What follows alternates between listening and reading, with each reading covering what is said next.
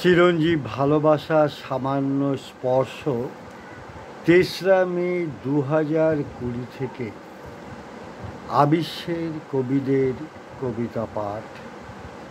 আজ এই ২৪৩৯তম ভিডিওটিতে দেবীপক্ষে আমি আজ পাঠ রেকর্ড করব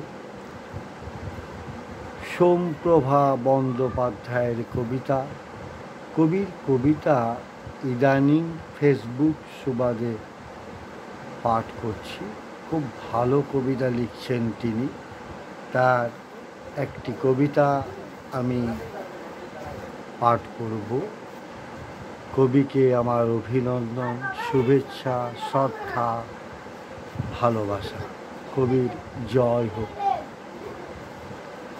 সোমপ্রভা বন্দ্যোপাধ্যায়ের কবিতা।